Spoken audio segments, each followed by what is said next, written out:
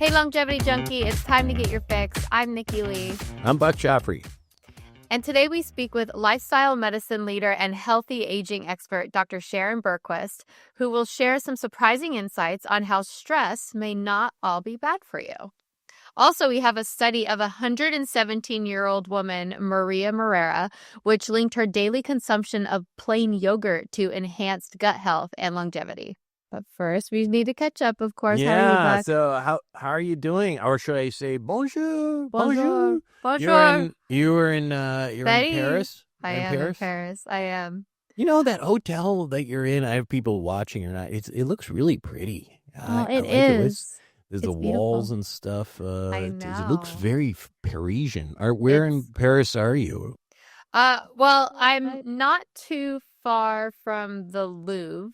And then this hotel is called Ritz, which I thought was part of the Ritz, but it's I don't know, I guess it's not, but it's super awesome and fancy. Well, And I guess the marketing worked for you. They're like, yeah, we're the Ritz. We are the yeah, Ritz, yeah. of course.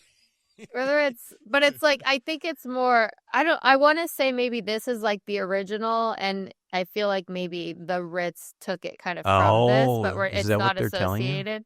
Yeah. No, they're not. This is a very nice and fancy place. People come in here all the time and they're taking their Instagram photos, and I mean, it's hilarious, but Well, yeah. that's cool. But And it's nice. what brings you to Paris? Just on a whim. Somebody suggested it, and I just said, why not? You're like, Paris, never heard of it. Love to go, though. Love to Check go, it out. No, but it's been really fun. I feel like I have walked an average of like 15,000 steps a day. Like it was yesterday I walked about over 10 miles. I'm getting my steps in for sure. My activity level on my Aura ring is a consistent 100. You know, Paris is a good town. I went alone, actually. Well, I'm here alone too now. So. Yeah, but that's usual for you. This is not a usual thing for me. I went right after medical school because I'd taken a year of research. So I graduated a year after the rest of my class, and everybody else was gone. So I just went for a few weeks, and it was interesting, man. One of the things. So did you go? Have you ever gone to the catacombs over there? No. Oh, you should check that out. It's gnarly. Yeah. Okay, so what it is it's like. I think it was during the plague or something, like where they didn't have, they were trying to figure out where to bury people because there was so many dead people. So they basically created these underground caves, and the walls of the halls are all like people's bones. It's all bones. Like you walk through this, and it's you see like skulls and femurs, and I mean. Ooh. Oh, it's you're going through that's a femur, that's a tibula, that's a skull, that's a this from your medical school. It's really cool. I mean, I've seen this in Italy. Yeah, I think it's probably they have a I guess wherever the plague came by, they had to do something about it. I want to say that there was also, because when you started talking about catacombs, I started to get excited thinking that I read something about another city being under here or something like that. I don't know. It might be the catacombs. It might be. Maybe. I think it's 200 miles long. That's of dead people? That's fucking crazy. Yeah. Oh my God. I don't know if I want to go down there just for the bad juju. You gotta go. It's so cool. Okay. Well, yeah. I'll look it up. Yeah. For sure. Paris is also the only city where I've ever been mugged. Oh my God. Did you come here by yourself and then you're mugged? I got mugged. Well, I don't even know if it counts as a mugging. So, I don't know. I think I was probably 23, 24 years old. And I went and, I was by myself. So I go to a bar, and it was near the theater district over there. And I go to a bar, and, so this attractive. This is sounding like a beginning of a really bad joke right now. Oh no! Sorry, so I go to the bar. Yeah. But this attractive woman sits next to me, and I was like, "Hey, rock got and super roll. excited. This is Yeah, good. This is great." Me and Gay Perry, And before you know it, the bartender brings like a what is the champagne? Forget the Champagne. fanciest. Yeah, the fanciest one, the most expensive one. Oh, well, Dom Perignon. Yeah, Dom. He brings Okay. brings a bottle of Dom, and Oh, I'm like, yeah, no, I didn't order that. for sure not. Yeah. Yeah, and she says, yes, you did, in French. Oh, She's she speaking did? French. Yeah, she said that I ordered it. And the next thing you know, I'm like, I get up because I'm like, uh-oh, this is bad. Something bad just happened here. And the bartender pulls a gun on me. Oh my God. Yeah, I'm not even kidding. And I'm like, what is going on? So this is like some kind of scam. They knew I was not French, whatever. And How did anyway, you know she said yes, you did? because I spoke at the time, I speak French. You do? Yeah, I did at the time. I probably You don't don't speak very now? much. I don't know. I I took want to it, learn. I knew it enough to know that I was being mugged. Oh my God. Yeah. So then he took all my cash, let me go, whatever. But I knew it was just like, this is a total scam. Guy comes in here, like a foreign guy comes in here. She sits next to him, orders Dom, and then says, you ordered all this. Give me, 200, 300 euros or whatever. Oh my And yeah, God. yeah. Anyway. That is incredible. Anyway, since then I've not liked France. I wouldn't think so. I That's like Italy insane. a lot more. Italy's Anyway. beautiful. Well, Yeah. anyway, we should probably move on. Oh my God, that's so funny. All right. Well, I guess we can move on to how this woman lived to be 117 years old. That sounds Yeah. pretty remarkable. Mm-hmm. All right. So we're going to learn about Maria Morera. All right. Maria Morera, who lived to be 117 years old, that's so crazy, credited one simple daily habit as a part of her longevity routine: eating plain yogurt every single day. All right, well, does science back this up? Well, in 2023, a review published in the European Journal of Nutrition found that regular consumption of fermented dairy products like yogurt is associated with a 30% lower risk of type 2 diabetes and a 19% lower risk of overall mortality. Yogurt contains live probiotic cultures that help maintain a healthy gut microbiome, something that plays a huge role in reducing systemic inflammation and improving immune function and even supporting mental health. Other studies have shown that people who eat yogurt regularly have higher levels of beneficial gut bacteria like lactobacillus and bifidobacterium, both of which are linked to lower levels of inflammatory markers in the body. While no single food is a magic bullet for longevity, Maria's daily yogurt habit reflects a broader pattern seen in long-lived populations: simple, consistent choices that support gut health, lower inflammation, and keep the body resilient over time. Now, So I noticed one thing that you said that was really interesting: Oh, 19% lower risk of overall mortality. yeah, that's interesting. Morality? I think you meant mortality. Mortality. Oh, shit. But I think 19%. I thought I said mortality, I love but it. I said, well, Your morality is going to go down. your morale. You're much less likely Oh, to be God. a noble person. Well, Well, anyway, so mortality, of course. Mortality, sorry. Yeah. But, So, okay, here's the only thing with that. I understand. Well, actually, you say what you're going to say because then I'll just chime in on. no, I mean, listen. So just a few notes. I mean, probiotics obviously are good for you. Yeah. Lactobacillus, you mentioned, bifidobacterium. And what we know about those things is they tend to provide good gut health, and that seems to lead to lower levels of chronic inflammation, which we know chronic inflammation is sort of at the core of a lot of chronic diseases. And so that's very true. But, the reality is that, living to 117 years old, lifestyle choices, they set the stage. Okay. But if you're going to live past 100, well into 117 right now, at least, you're going to need some genetic help.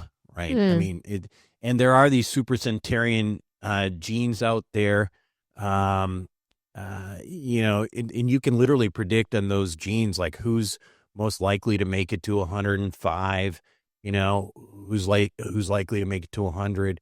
those kinds of things. And right now, we're getting a sense for like what those genes are.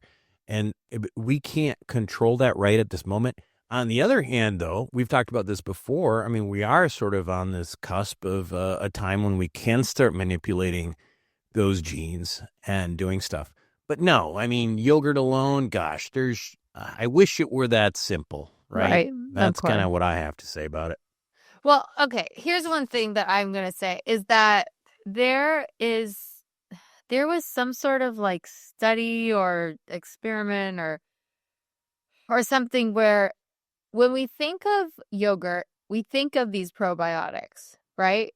And it even says on the labels, like with probiotics, but there was I remember reading that there was I don't know if it was a measurement or study or something where most of the yogurts don't actually have that ingredient or that in the yogurt, even if it says it on the packaging.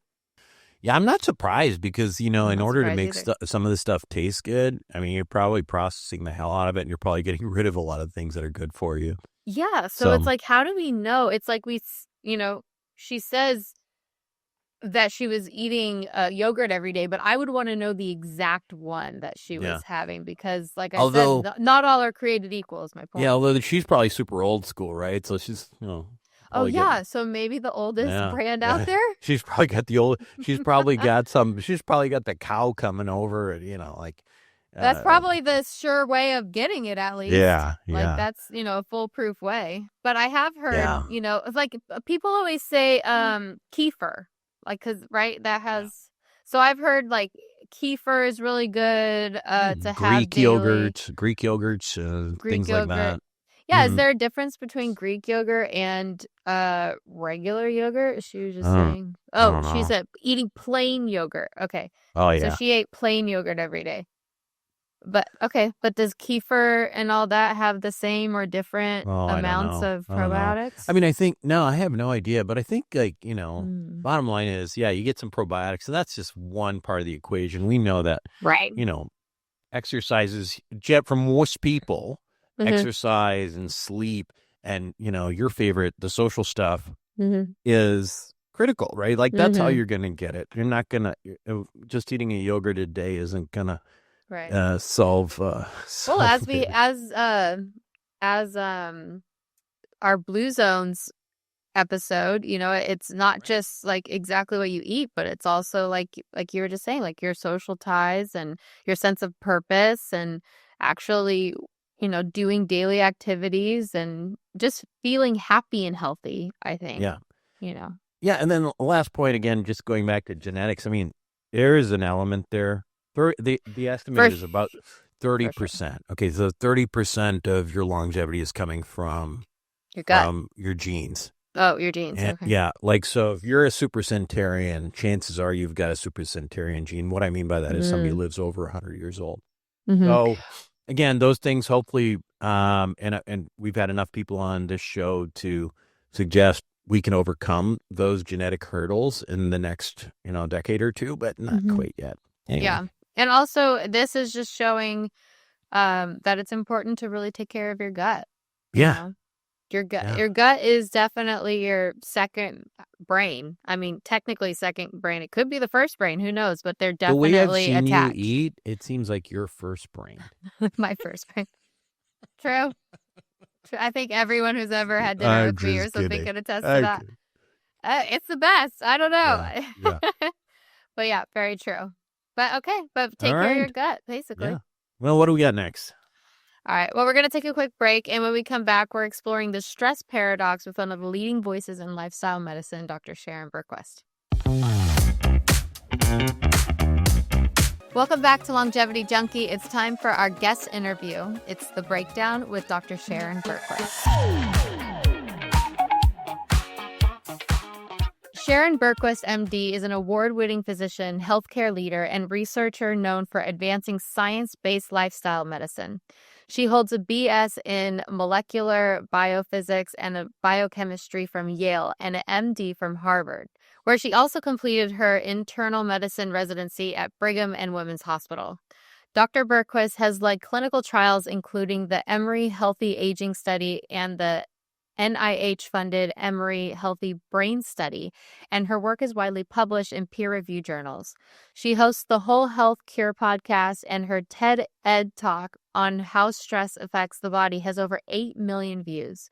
Her recent book, The Stress Paradox: Why You Need Stress to Live Longer, Healthier and Happier, explores how good stress can improve mental and physical health by building cellular resistance. Thank you for joining us, Dr. Bergquist. Thank you so much for having me. As I mentioned right when you came on, your voice is so soothing, and it's like de-stressing me. I love it.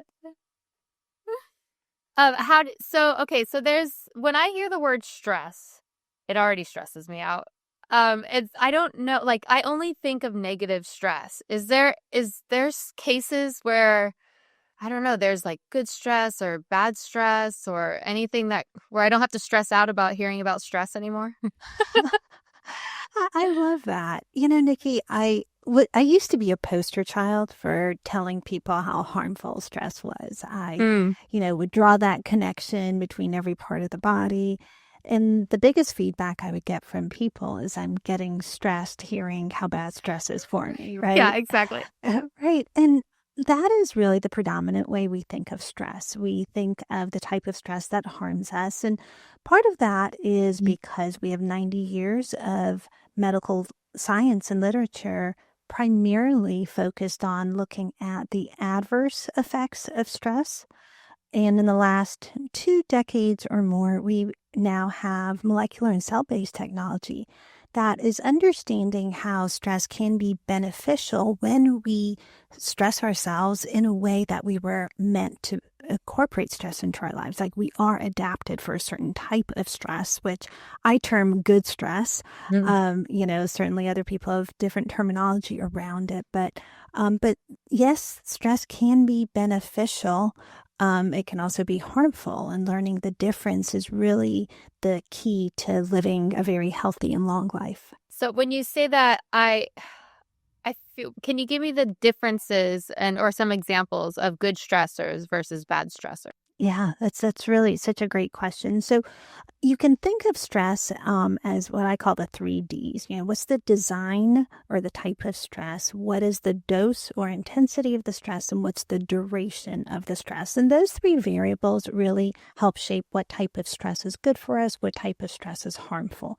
The harmful ones are the ones that are generally ones in terms of the type. We can't predict them and we can't control them. There's no sense of mastery around them. In terms of dose, they're generally very high intensity, overwhelming, and in duration, they're chronic and continuous. And they're very common in our lives: financial hardship, difficult relationships, work situations where we feel stuck. All of those are chronic, harmful stressors. And the type that we want, the good stressors, in terms of type, they are ones that align with our biology in a way that activate our ability to heal our bodies. I can detail 5 specific kinds. Yeah, please. Those are plant phytochemicals, which our bodies perceive as toxins, and certainly that's a very loaded statement. Yeah. And forms of physical activity that have intensity, certain periods of intensity, heat and cold, which are thermal stressors. Fasting, which our bodies also perceive as an energetic type of stress, a metabolic stress, and good mental and emotional challenges that align with our belief system, that are meaningful to us. What are some of those, if you don't mind? Yeah, of the latter ones. Yeah. Doing this podcast, for example, right? There's some component of stress involved, but clearly there's also a mission behind it that is gratifying to you, right? Yeah. So even though I'm sure there are times where you're like, oh my gosh, I've got to get prepared. I've got to, ask the right questions. There's a lot of stress, but it's the type that you welcome into your life because it helps you learn, it helps you grow, it helps you live out what is often something that contributes to a greater good. So, it's interesting. Sharon, I was thinking about what you were talking about, and the whole time you were talking about good stress. In my mind, I'm always on purely on the physiologic side, right? And I'm thinking about the concept of hormesis. And I think that that's probably another word for what you're talking about. Hormesis is often used in the longevity space as essentially what it is. The concept of what doesn't kill you makes you stronger, and at a biological level. So you're talking about plant phytochemicals that may create a little bit of stress for your body, but there's some benefit to that heat and cold as well, where you are stressing your body. Your body is therefore releasing a series of hormones or cellular reactions that are strengthening your system. And I'm assuming you're talking about that. If you would mind, tell our audience a little bit about that response at the cellular or hormonal level. Yeah, and this is exactly what we're talking about. The science of good stress really is hormesis. And even though most people commonly refer to it as what doesn't kill you makes you stronger, the reality is that good stress shouldn't kill you. They're mild to moderate forms of stress. These are everyday stressors. And when you look at it at a molecular level, it's really telling us how we were meant to live. What happens at a molecular level is our bodies have these innate healing capabilities. We have the ability to repair ourselves. We have the ability to regenerate ourselves. And we do it through these good stressors. I call what happens at a cellular level the 4 Rs. Essentially, our bodies can resist damage, they can repair damage, they can recycle parts of our cells, and they can recharge our cells. So by resist, we can resist some oxidative damage by ramping up our antioxidant defenses. We can also resist by moderating inflammation through an inflammatory response that we have. We can repair through a DNA damage response. We can repair our DNA. We have several mechanisms in our cells that repair our proteins. We have heat shock proteins. We have an unfolded protein response. And essentially, our proteins, we have 20,000 to 100,000 different proteins in our cells. And for them to work properly, they have to be folded correctly. If there's any clumping or damage, they simply are impaired. So we have intrinsic responses that help repair those proteins. And we have the ability to recycle our cells, damaged components, old components through the autophagy response, which I think a lot of people are familiar with. And we can recharge ourselves. And to me, this is probably the most critical thing we can do through good stress. Because when we recharge, we're activating the growth and the quality of our mitochondria. And the ability of our cells to create energy really underlies such a big part of our health. We can't do any of these repair processes if our bodies are underpowered, if we can't make enough cellular energy from the foods that we eat and convert that food energy into ATP, our cellular currency. We simply cannot function optimally. Yeah, and along that lines too, I think it's important to make to distinguish a little bit between the concept of acute stress versus chronic stress, because even these so-called good stresses that you're talking about, if you could, there is such thing as too much exercise. You will die if you stay in that sun for too long. Right. You'll freeze to death eventually in cryo. So talk a little bit about that distinction and the importance of understanding that. Yeah, and that's such a good point, because any good stress taken to an extreme becomes a harmful chronic stress. So again, we're back to, what is the type or the nature of the stress? What is the dose? What is the duration? And you want mild to moderate and for brief and intermittent duration. That's really the hallmark of what makes stress good. So as you mentioned, it's cold exposure, for example, 30 seconds of cold at the end of the shower. If you, swim in an icy lake for a couple hours, you will get hypothermic. So more is not always better, and our biology simply doesn't work that way. The key here, though, is that the growth that happens in recovery. This is why the Mm-hmm. brief and the intermittent is so Right. key, right? In the stress situation, whether it's cold, whether it's exercise, our bodies enter a stress resistant mode and they start to activate some of these repair processes. But it's in the recovery where we're doing the remodeling, the adaptations that help us handle future stress better. So continuous stress without the recovery phase doesn't help you build the adaptation, the growth, and it can then become harmful as well. So absolutely, that is such a key. So it's mild to moderate, short, intermittent duration followed by recovery. And it's stress, recover, repeat, stress, recover, repeat. That is the pathway to building resilience and health. Well, I know when you talk about resilience, in handling stress, I think of the mind. I think of psychological resilience. I think of mind-body connection with longevity. And I'm wondering, is there a way, because you're saying stress, recover. Is there a way to measure that? Yes, there is. So, there are a couple questions in that. So, I think most people, when they think of stress and resilience, think Mm-hmm. of it in a psychological realm. Mm-hmm. And stress, in a technical sense, is really anything that challenges your mind or body. So, we're kind of expanding that definition to incorporate these physical stressors. And there's a really cool phenomenon called cross adaptation, where if you're stressing your body in a physical way, you're building mental resilience and vice versa. And part of that is because our mind, body, and spirit really converge at the level of our cells. And if we're making our cells healthier, we are creating a systems biology kind of whole body way of increasing our resilience. Um, the interesting thing with hormesis is I think for decades, we've had this notion of growth through adversity and that we want greater resilience.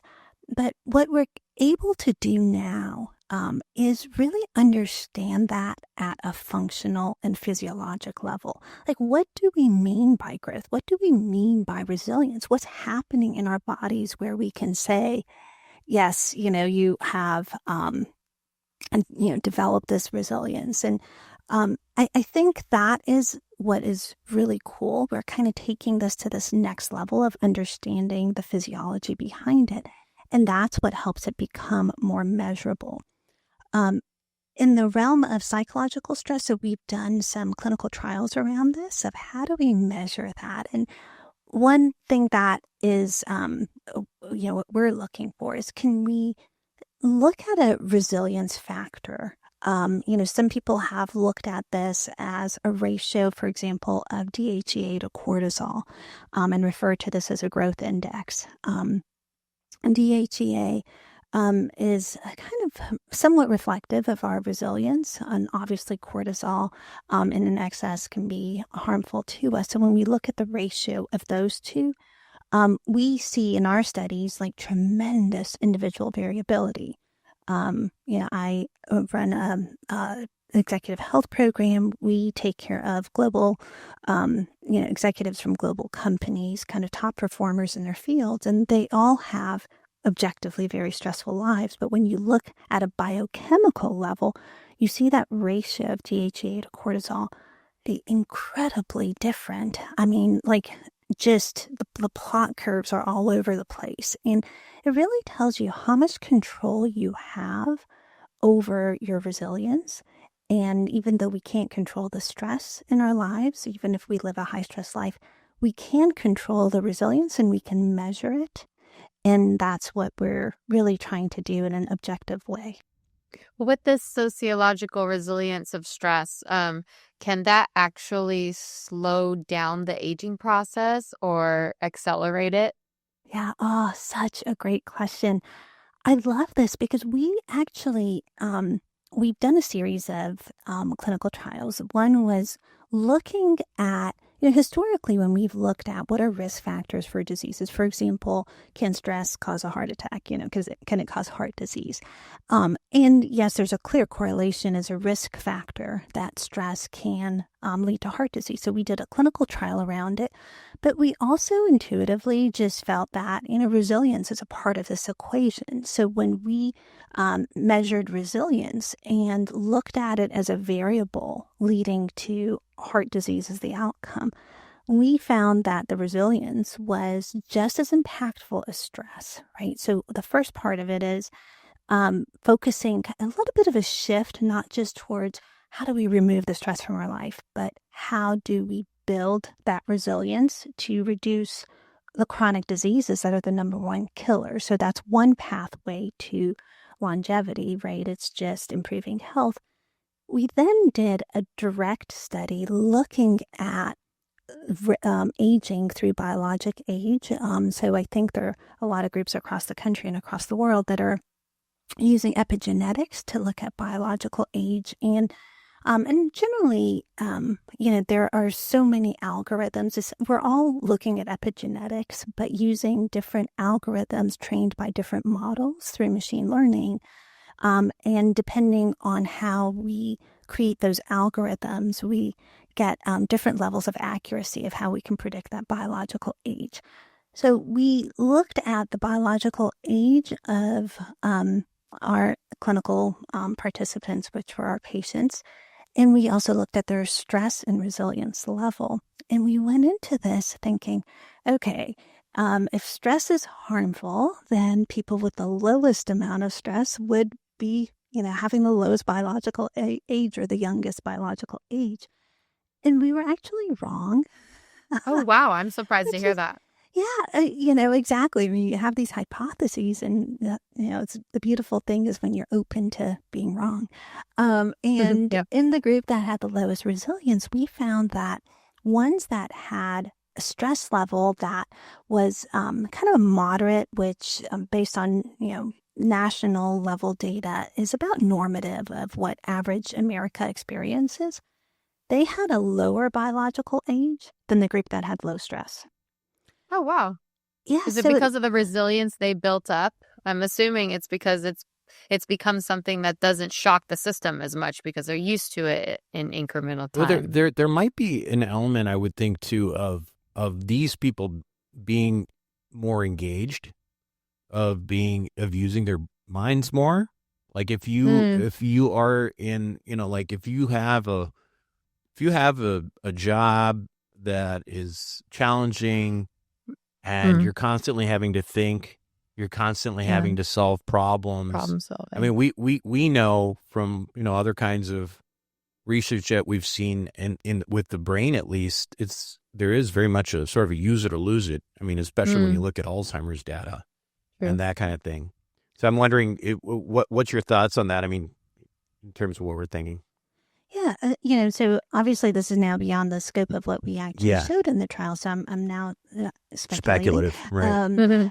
So what we're ultimately, seeing is there's a Goldilocks amount of stress that is optimal. And that is really what you're saying, Buck, in that when you look at what builds cognitive resilience in people to lower the risk of dementia, it's people who do some level of critical thinking, challenging their mind, because every part of our body works through bioplasticity in the brain. We call it neuroplasticity, where that exposure to the mental challenge, the critical thinking, in the period of recovery from that, we build the pathways that create connections between our neurons. We can create neurogenesis. So we literally are wiring our brains to be better critical thinkers, to be better decision makers, to improve our mood.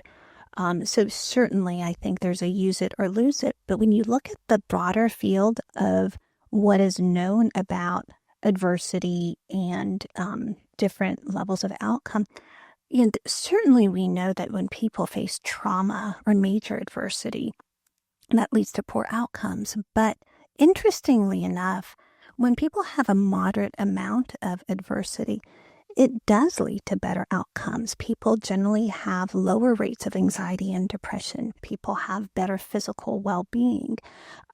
So I think the interesting and fascinating part of hormesis is that a lot of medical literature to date has looked at the correlation between stress and resilience in a very linear model, right? Where more stress must be worse, less stress must be better. So you think that the goal becomes, well, just keep lowering the stress and keep lowering the stress, right? But we haven't really looked at, well, what happens when there's little stress or not enough stress, right? And this is what's really fascinating, because the relationship isn't linear, it's curvilinear. It's like this upside down U, kind of like the St. Louis Arch, for the people who are listening and not watching. And what you want to be is right in that middle, that Goldilocks, Yeah. not too much, not too little, to be in the optimal range for resilience and longevity and health. Well, when it comes to your physical body and training, and it's a lot easier to understand, right? Like you're exercising, so you're giving it, you're challenging your body that way. Or in for example, when we're talking about saunas and you talk about heat shock proteins coming and back, and with cold therapies, but with psychological stuff, there's the idea of inoculating yourself just to the point of mild to moderate stress. Doing that in a controlled fashion seems a lot more challenging. And to me, when I think about that, I'm thinking about more like, well, it may not be stress in the way people think about, the daily, fight or flight things, as much as it could be a matter of, involving yourself with things that require you to think on your feet, right? Like, I don't know, puzzles, or even activities with other people, or just even simple interactions and conversations. Just curious on your thoughts on that, because again, it is a little bit more nebulous to think about inoculation of psychological stressors compared to physical stressors. Yeah, it's by far the most abstract, and I think that makes it harder. But if we look at it again back to what makes psychological stress good, and we, there's certainly a field of social genomics that breaks down, even things such as happiness, whether it's eudaimonic happiness or hedonic happiness, and how does that affect our genome, our gene expression.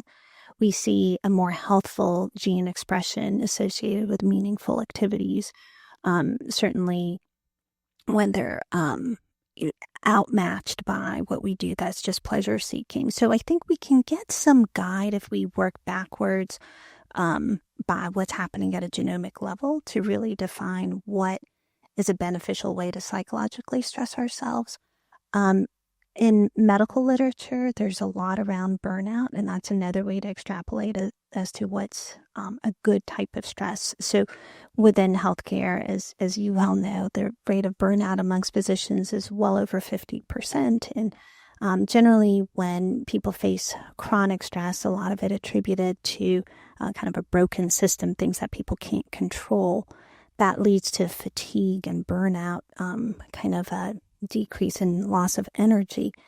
When you look at studies saying, okay, if you let physicians pursue something that they love, that they're passionate about, be it a research project, be it whatever their interest is within healthcare, for every percent below 20%, the rate of burnout is higher. And there seems to be an interesting ceiling effect right at 20%. So can we add, by doing something that involves action, build a kind of energy, a creativity, more of a regenerative, energizing effect? And that's how you know it's a good stress, right? It's how do you feel afterwards? Do you feel alive? Do you feel excited?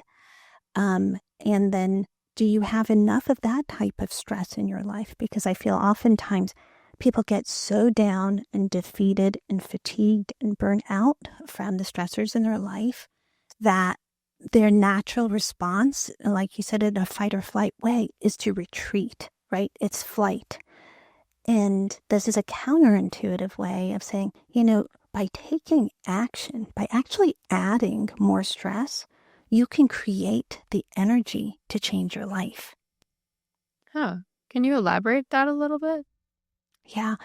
I think of good stress as essentially the antidote to chronic stress. And what you're doing, in some ways, you're also regulating your cortisol level. So when you take on a stressor that is meaningful to you, or contributes to a greater good, the biochemical profile is actually different than just a fight or flight response. We're also releasing higher amounts of oxytocin, kind of the cuddle hormone, and higher amounts of serotonin, which creates happiness. And dopamine, of course, is the motivating reward hormone. These neurotransmitters and hormones actually regulate your cortisol level. So, as counterintuitive as it may seem, you're actually moderating and reducing your cortisol by adding these stressors, by releasing these beneficial neurotransmitters. And the key here is that the stress response is just so much more complicated than a simple flight or fight. That applies in life-threatening situations, but the everyday stressors that most people are facing are not life-threatening. And this is why there's so much variability in the stress response and the types of stress that elicit different stress responses. Well, speaking of like different types of stressors, there are definitely some modern ones that I feel, that we are now challenged with, such as maybe digital overload, or like constantly having your notifications pop up. And so you're always feeling like you're having to hurry up and respond, or something, or think that something is waiting on you. Is there a way to like trick the body into chronic stress mode or even good stress mode to counteract that, even if they don't feel stressful in the traditional sense?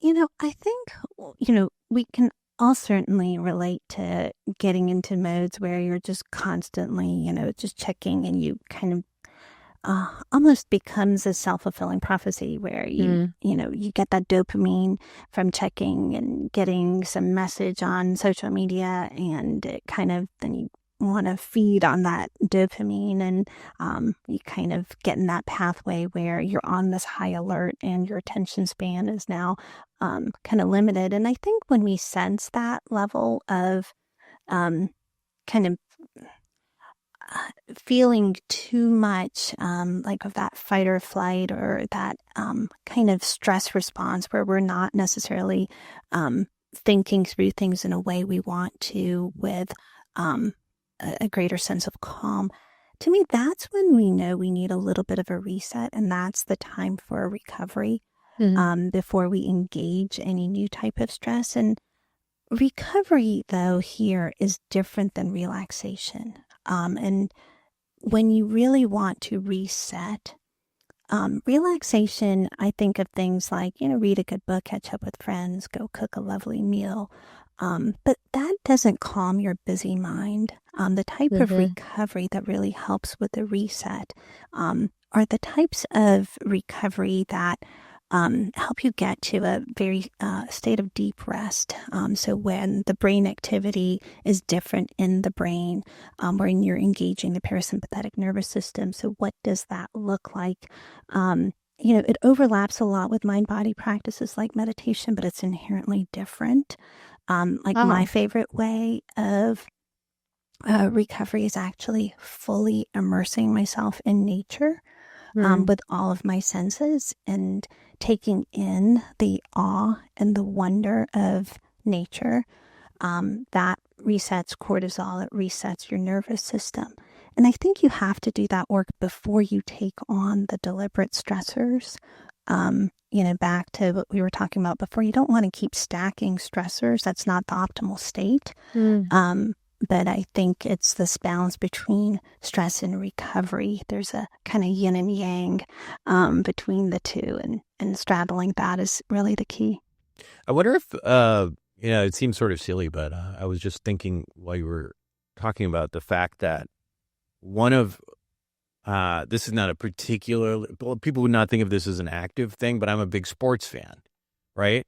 And part of what I enjoy about that is sort of this stress of winning or losing, my team winning and not losing. But at the end, especially if we win, there's a tremendous like, wow, that was awesome kind of feeling. And I almost feel like when I'm in that space, there is a little bit of a meditative feel because I'm not really thinking about all the things that are chronically stressing me, right? I'm focused on the stress in front. I mean, do you think there's any validity in kind of what I'm talking about or parallels?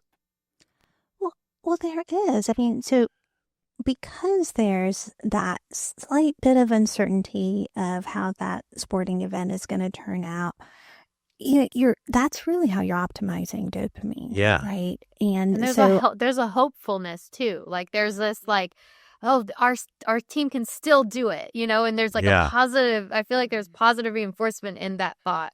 there is, right? It's like Yeah. the sense of maybe, but it's not guaranteed, right? Yeah. And that is like Tis the life. optimal, release of dopamine. So I think that there's, that engages our reward pathway. And to me, that's like a perfect example of a good stress, whether you're, a fan watching or whether you are actually the participant in the sporting event. I mean, this is the beauty of sports, right? It's like it's challenging. It can be nerve-wracking, but it's brief, it's intermittent, full of reward.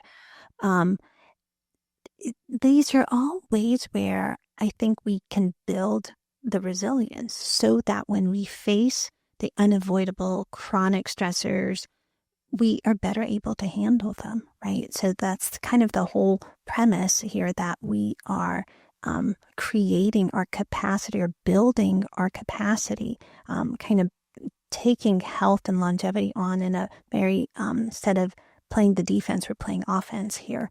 And we're building health by repairing ourselves, regenerating our bodies, building these resilience pathways so that the everyday things that harm us, be they environmental toxins, be with their, you have to eat processed food or be sedentary, that we are building health and trying to mitigate these everyday harms that we try and avoid, we do our best to avoid, but at the end of the day, sometimes you simply can't. And you're trying to restore a balance in a way our bodies were designed historically to kind of live in balance with the stress in our lives. How much do you think of our stress is actually physical? And then how much is energetic or emotional memory? You mean of our stress as physical? Well, if you can think of stress physical in a very broad way. I mean, I think of even processed food as a stress on our body, so that's like a physical stress. True. I think of being sedentary as a stress, and I think of emotional stress very broadly in that loneliness is a form of chronic stress. That is very prevalent. One of the biggest forms of chronic stress emotionally that I think is often discounted is kind of the self-imposed stress that we have. A lot of people live in dysynchrony between their actions and their beliefs, and our body perceives that as lying to ourselves, and that creates a tremendous amount of chronic stress. So I think of stress very broadly, and I think under that umbrella, there's, I think of the framework of what are we doing that is a good stress, what is a potentially harmful stress. And the difference is how we net in terms of resilience after encountering the stressors. I mean, that's the framework. When we, eat a processed food, we essentially net lower resilience. When we eat a phytochemical-rich food, which activates our body to heal and repair, we net resilience at a higher set point. And that's what we're trying to do. We're trying to essentially net resilience through the different stressors in our lives. And now I know you mentioned going out in nature as a way that you reduce your stress, but are there some like underrated yet science-backed stress reducers besides that don't involve meditation or supplements that people can, I don't know, incorporate into their life? I think a lot of them are the traditional, like I shouldn't say traditional, common ones would be more, like you said, different forms of mindful-based meditation or mindfulness in general. I think going for, people have different forms of meditative walks. I think that's one. What I'm intrigued by is using good stressors to actually create that state of calm and resilience. And part of how that to me works, the paradox there is that when you engage in a good stress, for example, you do a high intensity interval training. Mm-hmm. Yes, your cortisol is going to spike because cortisol is just telling your body you need energy to prepare for that challenge. But what happens afterward is really the key, where your baseline level of cortisol is lower than when you began. And you're engaging the parasympathetic nervous system when you're recovering from that high intensity interval training. So to me, you can get to that state of calm, higher parasympathetic drive through intermittent fasting, which increases parasympathetic tone. You can get to it from cold exposure. Interestingly, when you look at cortisol level in people who do this on a regular basis, you see a lower baseline cortisol level, even though there's a short-term spike. So the idea behind these brief intermittent stressors is, yes, there's a brief period of stress, but because we are so well adapted to these stressors, they lead us to a greater sense of calm, to a state of lower cortisol at a baseline level. So to me, this is a different set of tools from what I think a lot of people are familiar with in terms of practices like meditation and mindfulness that are also wonderful. It's just they don't always work for everyone. And I think having these alternative tools is a nice way to add to our toolkit. Yeah. Well, tell us about your recent book, The Stress Paradox, Why You Need Stress to Live Longer, Healthier, and Happier. Where can we find it? And what kind of people really should really get this book? Yeah. So the book, The Stress Paradox, is really bringing together a lot of what we're talking about, which is how we can use good stress to kind of help build this biological shield where we can slow the aging process and reduce our likelihood of chronic disease and really live with greater joy and happiness by improving our health at the level of our cells. And it's available wherever books are available. It's at all the major bookstores. It's also available online. And it's also on my website, drsharonbergquist.com.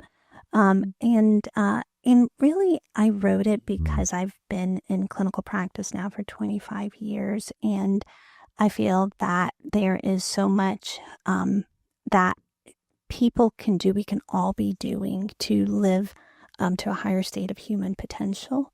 And this is the pathway of being able to increase our potential to do more, to be more, to live out a life of greater possibility. And it all starts with what is happening in our minds and bodies when we incorporate these good stressors and how they allow us to think and function at a higher level. And I'm such a believer in our human ability to grow, to do more, to become more resilient, that this is just the science and the pathway that I felt I needed to share. I totally agree. Yeah. Thank you so much for being on the show today.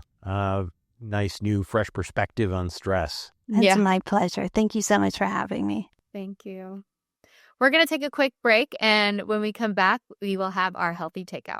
Welcome back to Longevity Junky. It's time for our healthy takeout. Okay, I feel like should we do this? Well, yeah, we will.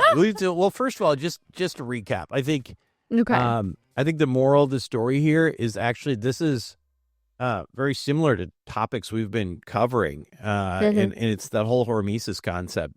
I think the big difference here is she's sort of taking it to the psychological level, which I really hadn't thought of as much. But she's right. I mean, if you think about it's really about in my mind, it's really about engagement, right? Like if you're getting excited about something and it's not a sure thing, whatever, it sort of makes you alive. Those types of things that make you feel alive.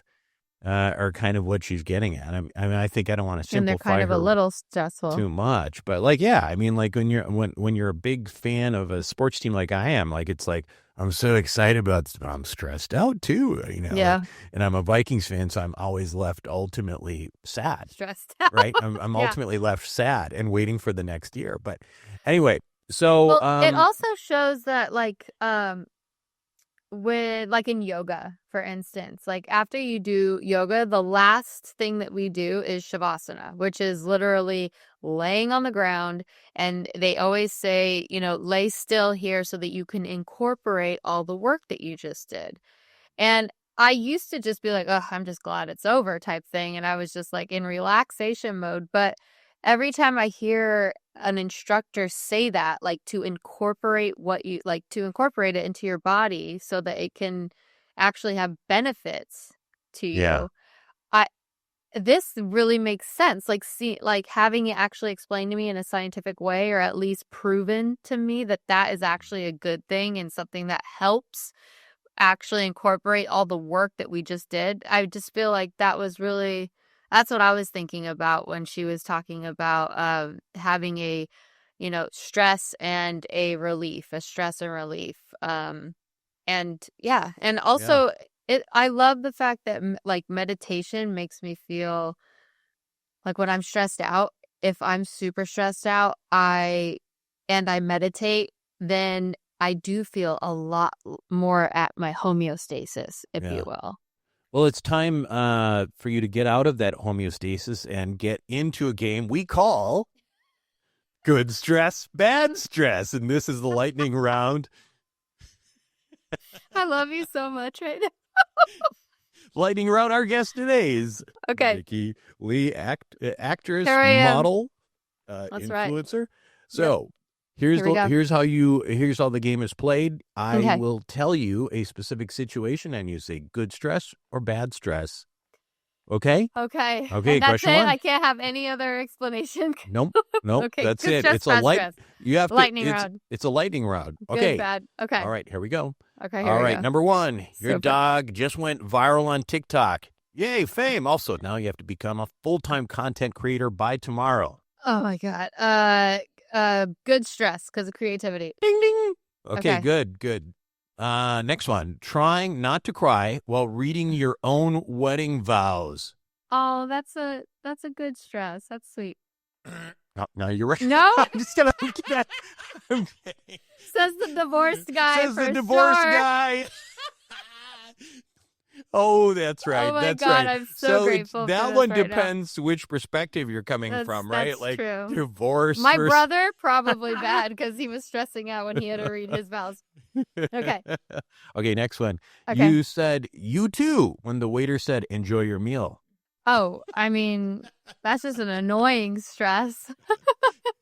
Well, But I'm sure it's a good stress. Okay, Yeah. no. Okay. We have one of two answers. Okay. Okay, final one. Winning a trip to mystery destination could be Paris. Could be rural Saskatchewan in February. Who's to say? God. That's a good stress, I think. Traveling is great. Ding, ding, ding, ding. Okay. Oh, You didn't know I want to be a game show host. This is fun. Clearly, this is up your alley. Okay. Anyway, well, Okay. that was fun. We don't have any more? Okay. Oh, well, I don't want to They were all good stresses, by the way. Okay. Well, yeah, they were. Is there any negatives or bad stresses? Let's see. I don't. These. You're telling. How about when you drop your phone in a toilet or something? Ooh. That's a bad stress. Okay, that's actually a good one. When you drop your phone into a toilet. Mm-hmm. I think it's a bad stress. Well, this is interesting. This is interesting. I've done that before. This is why I'm asking. I actually think this is a good stress. Really? Yeah, I do. Because here's the thing. It's like it creates an immediate, what do I do about this? I need to solve the situation. It's not going to end my life, right? You have iCloud, all that. People would and there's also the promise of potentially getting a new phone.